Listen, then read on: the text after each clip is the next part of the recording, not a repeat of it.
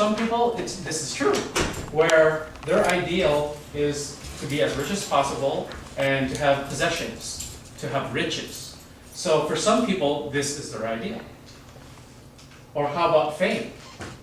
Some people have this ideal where being the center of attention, having that position, that power, having that recognition is the ideal in life. That is what they're working for in life. And that's why we have, like the red carpet, like the paparazzi, and taking photos of celebrities. If you're a celebrity or if you're aspiring to be one, then obviously your ideal is to get that fame, to get that recognition. Who is that, by the way? Is That's that like Angelina? No, that's an Indian actress, Aishwarya Rai. Oh, okay. So those are just some of the human ideals that we have. As human beings, it's natural for us to want those things, right? I mean, it's not bad to want money or even like a little bit of recognition, right? But is there anything more than that? When we talk about the Christian ideal, we know about the human ideal, but now we're talking about the Christian ideal. So once we put that Christian into the equation, what does that mean? As Christians in our world, what is our ideal? What do you think it might be? And the answer is already in the word Christian, Christ. So we're obviously to us, Christ is very important. He should be important. And why? Because we have to first understand what is the reason for having goals. Like, what is the reason for having an ideal? Maybe we want to get better. Maybe we want to grow in something, But what specifically? God actually wants us to have Him as our greatest ideal. And He says this in the Bible. So He tells us in Mark 12:28-30. He says, the greatest commandment. One of the teachers of law came and heard them debating. Noticing that Jesus had given them a good answer, he asked them, of all the commandments, which is the most important? And to which Jesus replied, the most important one is this. Hear, O Israel, the Lord our God, the Lord is one. Love the Lord your God with all your heart and with all your soul and with all your mind and with all your strength. Wow, that's very powerful. The Lord just says it right there. God just says it right there. He just gives it to us in plain English. It's our goal as Christians is to obey a commandment. A commandment, that word commandment, we're commanded to do something. So we have no choice. God calls us to love Him, as He said, with all our soul, with all our mind, our heart, and our strength. So when we know that, when we know what our ideal is, what are some of the things that we do as Christians that might be kind of like, touching upon that ideal? Like, what are some of the things that we do every day that might be working toward the ideal of Christ, the ultimate ideal? Do we do good? Like, what is required of us to follow in that ideal?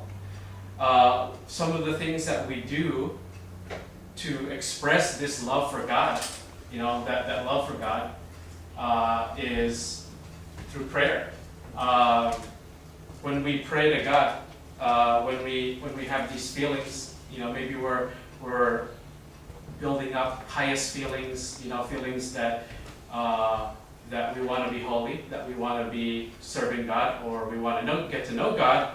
Maybe it's that, maybe that's the ideal, to do that. That's one of the ways. And as human beings and living in society, some of the other ways that we do it is maybe, contributing to society, philanthropist, someone who gives to the society, someone who gives to other people. Sometimes we do that. Sometimes we have food drives, like we did in the activity Feeding the Poor. We actually have an event every month where we serve the poor, the less fortunate at a home, at a shelter. We serve them food. So that's kind of like another way that we might, show that love for God. And another way, a third way would be acts of piety. Like we talked about prayer. We talked about prayer, going to mass. Acts of holiness. At least perceived holiness. What we know, what we have learned, is holy and pious. So with those three things, is that are we reaching the ideal? Are we kind of like, are we there? Is that it? Is that enough just to have the feeling and to do it and to give? That's it's a lot. We do a lot when we do these things. And so although these things are all good, they're not necessarily wrong, but is that all there is? Is that all there is? And the answer to that is that there's actually more than that. What could possibly be more than that? That's already asking a lot of us. It's already, for some of us, we struggle to even, to pray or to even go to mass. It takes everything out of us. But what could be more than that? So what is more than that? To love God, what does it mean to love God? Like, how do we break that down? How do we understand that concept? It means, first and foremost, we can look at it as, what it means to love God with all our heart. To love the Lord with all our heart. Let's start with that.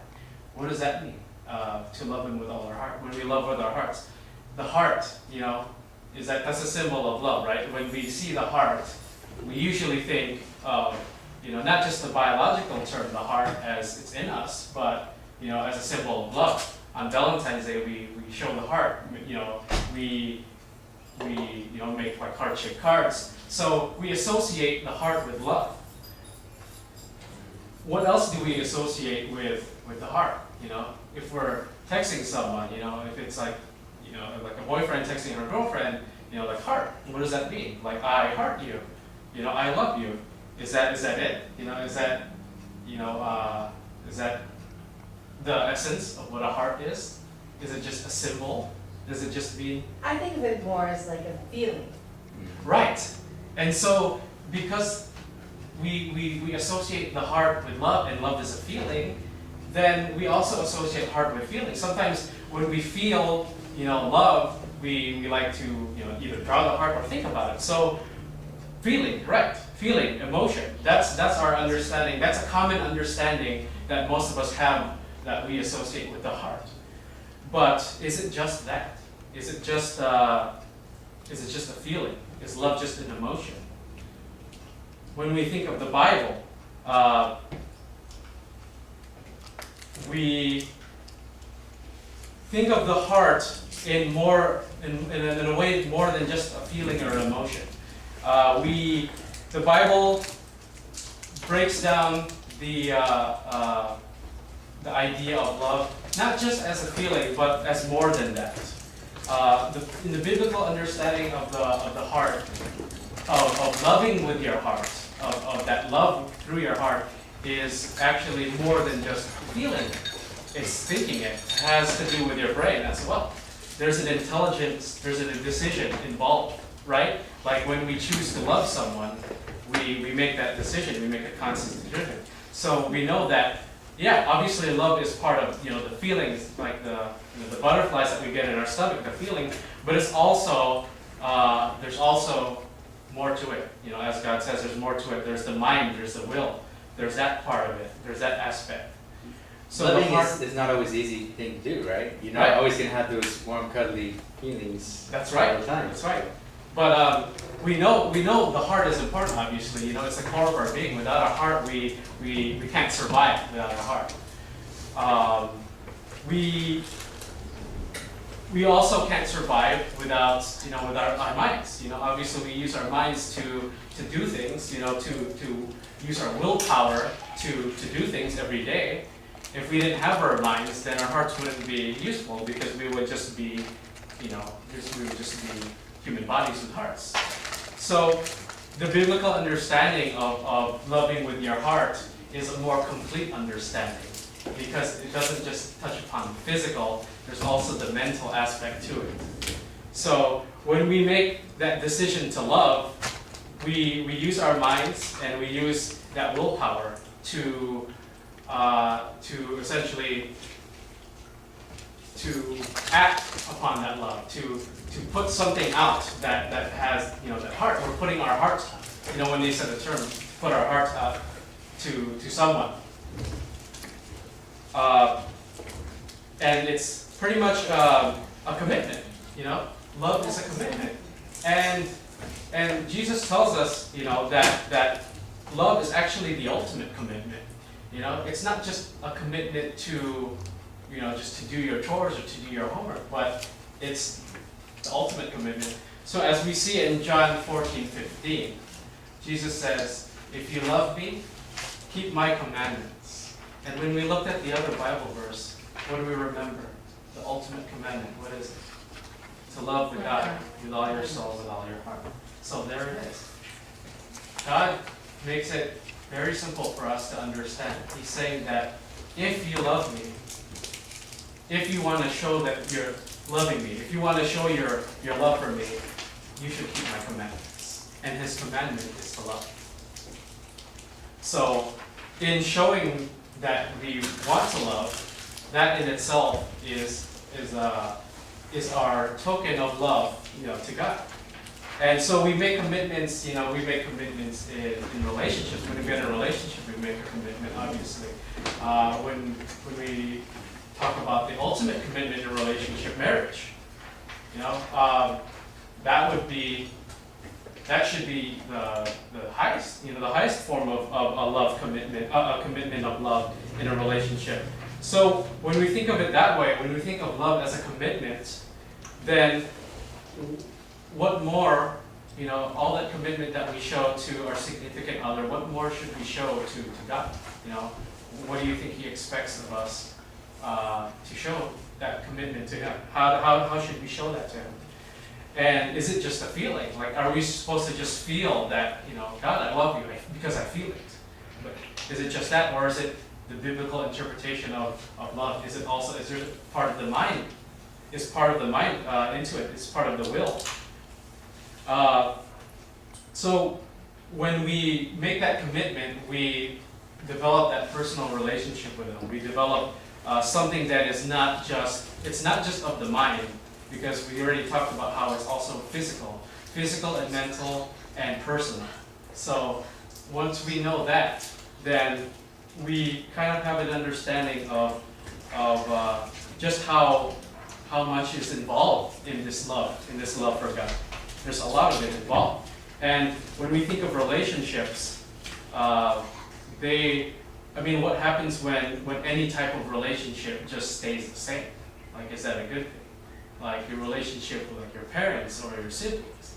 If something's wrong and you don't do anything about it, then it's not really good, right? So same thing with our relationship with God.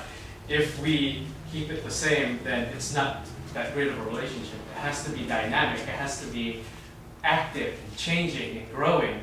So if we know that, then we kind of understand what this personal experience entails. This personal relationship with God. It should be as active, as dynamic, and as flowing, and growing as the ones that we have with the people that we love around us.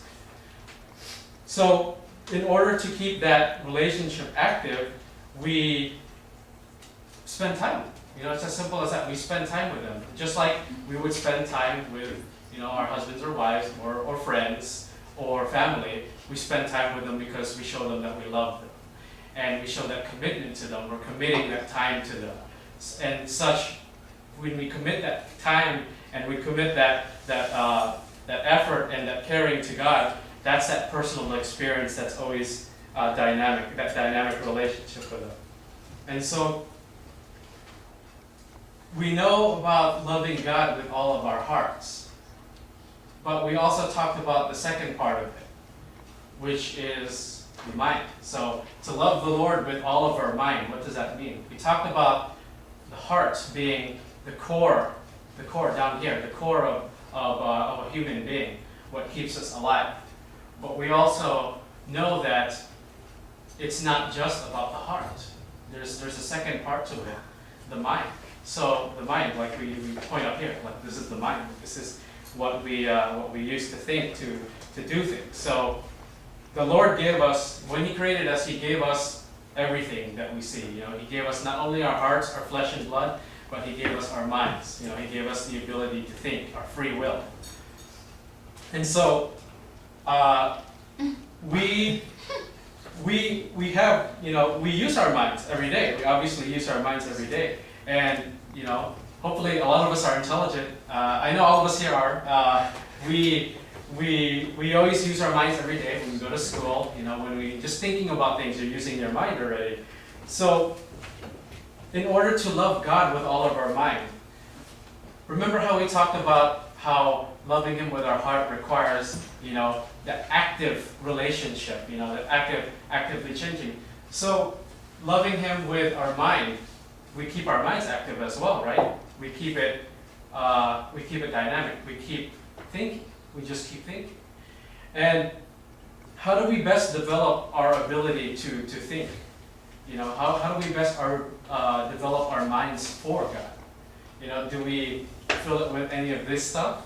Like, do we spend so much time on like YouTube, you know, Instagram, like, you know, not that this stuff is necessarily bad, because, you know, I use it too, but I mean, you have to kind of like think of it in a way like, how much of this do you devote your mind to? Our minds are very limited, you know, as much as we would like to say, like, we use, you know, that we have like awesome minds and like we use 100% of it every day. There's just some times where it's just, there's a lot to take in, you know, at school or just a lot of like emotional things going on through your mind. So this stuff, you know, this kind of like fills in the space.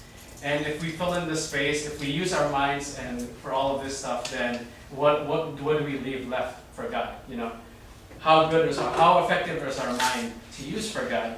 You know, with all these distractions. So what is the point of having, you know, a strong, powerful mind capable of so many things if we don't use it for God? So to love Him with our minds, you know, is essentially to serve Him. And when we use our minds, we think about all of the different purposes, all of the different things that we can do for God. You know, all of the, like, even thoughts, like what thoughts do we give up to give to God? You know, what do we think about every day? What do we choose to do with our willpower? What are the decisions that we make every day? What do we learn? What do we choose to understand as, you know, wisdom, education? What is that concept to us? If we use our minds, we can be capable of so many things. Like, we can make scientific progressions. We invent so many things with our minds. We can also use it. We can use it for so much good, but we can also use it for so much bad as well. Sometimes it doesn't mean that if you're intelligent, it doesn't necessarily mean that you have all this power to do good. In fact, in history, we know that some of the most intelligent people have done not so great things. So, in order for us to use our minds in a good way and not a bad way, we focus our minds not on, you know, not on all of the other extra stuff in life, but on God alone. And we have to keep it maintained. We have to keep filling our mind with good things, refreshing it. Just like we practice things, practice music, practice, go to school to practice, you know, equations or whatever.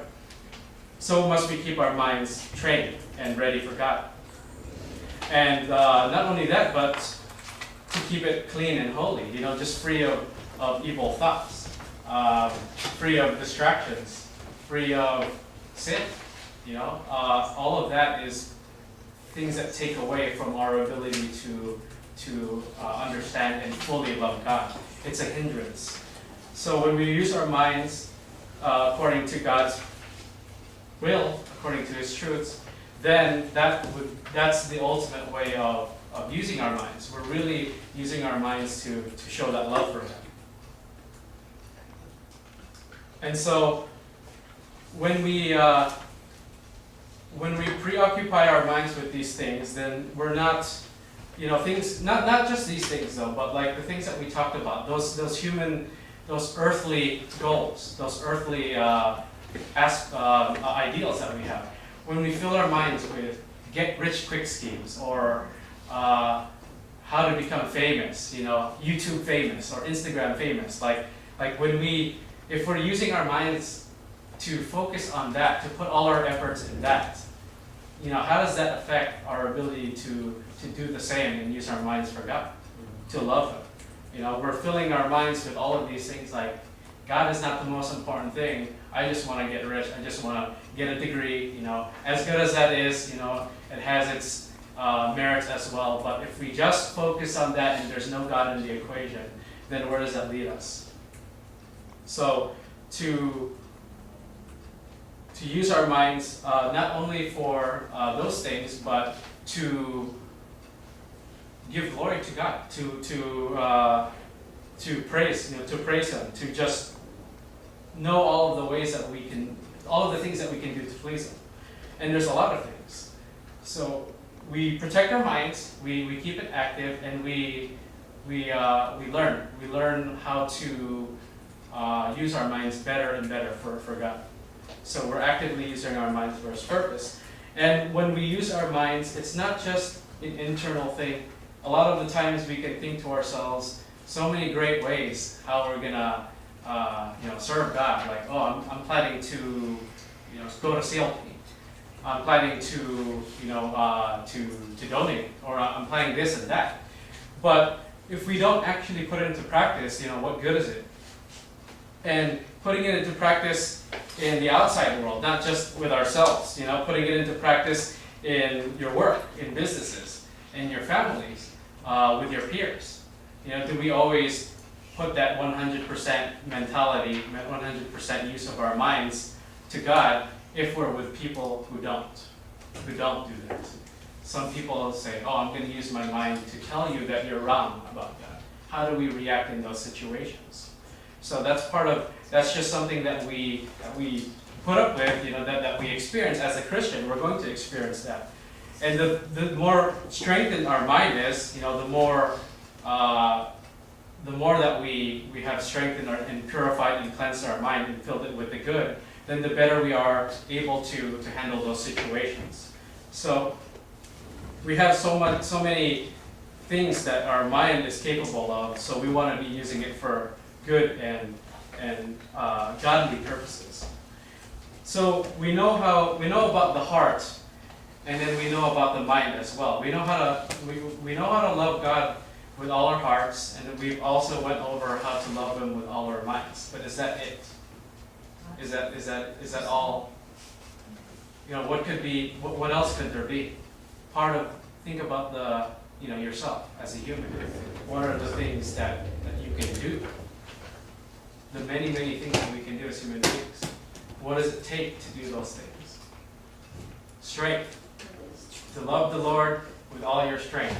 That's the third pillar. So to love the Lord with all our strength. When we think of strength, how is this different from the heart? I mean, we have, if we have a strong heart, what does that mean? If we have a strong mind, we talk about that, how strength is important in being able to give the best type of love to God. So just strength overall, is it just like how big our muscles are, or what is it? What is strength, But the way that God sees strength is very different from what we tend to do. A lot of us think superficially and think that strength is just how much I can bench press at the gym, or or how much, maybe it's mental strength, how much, like punishment at school I can take, how much I can endure of overnighters or whatever. So is it that, is that strength? But God actually wants to tell us that there's more to strength than just that, than those physical things that come from, from the mind or the heart. So when we think of things that we own, like when we think of our bodies, we know that God created us. So everything that we accomplish, everything that we do with our minds, everything that we learn, everything that we obtain, whether physically or through experiences, doesn't that mean that if God had created us, doesn't He own us? Like, isn't He the reason why we can even do any of this? So we owe it all to God. All of these things, if you trace it back to the very, creator of all things, of us, it's God. So all of these things, I can do so much with my mind. I have a strong heart. I can love so much with my heart. But all of these things would not be possible without God. So we know that God essentially owns us. What we have is technically not ours if we think about it. If we think of God being the one who gave us everything. So when we give, if we think about the things that we have and we know that it's not ours, what does God tell us to do with the things that we have? If it's not ours, then we have no obligation to keep it, to hang on to, how many bills I have in my pocket, or to hang on to, if I'm going to learn a lot of things at school, is it just for me? Am I just going to keep it for myself? No, God actually calls us to give. And what are some of the ways, like giving? When we think of giving, how is that even related to strength? Like, why are we talking about giving and strength? So when we give of our resources, this is a picture of money, and it's a collection basket or plate, possibly at a church.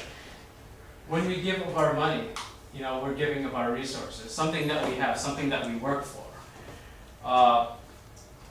But how does that have to do with strength? How does that have to do with strength? Maybe could it be that, is it easy for us to let go of our money? Like, how would we react if someone just said, you have to give me like $100 right now? Is it easy to do that? No. You're a stranger. Why am I going to give you my money? I worked hard for this money. But what happens if that person is not a stranger? What happens if that person is God? Then it's something completely different. We can't just say no. I'm not going to say no to God, but what does it take? It takes strength. That's how it's related. It takes a lot of strength to give of our money. It takes a lot of emotional strength, mental strength, to give of our money. Sometimes it takes physical strength. Sometimes we're giving the money that we could use on protein supplements or food. Sometimes it takes that strength, to give. But why are we giving in the first place? Why money? God, what are you going to do with my money? You're all the way, in heaven. What are you going to do? Like, buy clothes for the angels? Like what is He going to do with the money? And the thing is that God tells us that He is interested in our money, but not in the way that a stranger would be interested in taking our money because they want to use it to buy something. God is actually interested not in the money as an object, but as the money in the sense that we're giving. So in the context of Him needing us to do something, and then He sees our reaction, the condition of our hearts, as we either give or, unfortunately, some of us don't give. So that's that strength, It takes a lot out of me, even for me. Sometimes I know that I'm going to spend my money on something, and then when I go to church, should I give a little bit so I can just buy what I need to do? But sometimes it takes that strength to just give, without thinking, without worrying about me. So when we give, we're what we call stewards. Stewards are givers. They give. They give to others and not to themselves. And we want to be like stewards because we don't own any of this stuff. Like we just said, even though we know how much hours we spent at work, trying to earn, all of this moolah, it's ultimately not ours. It's ultimately God's, whether He needs it or not. So if we know that it's His,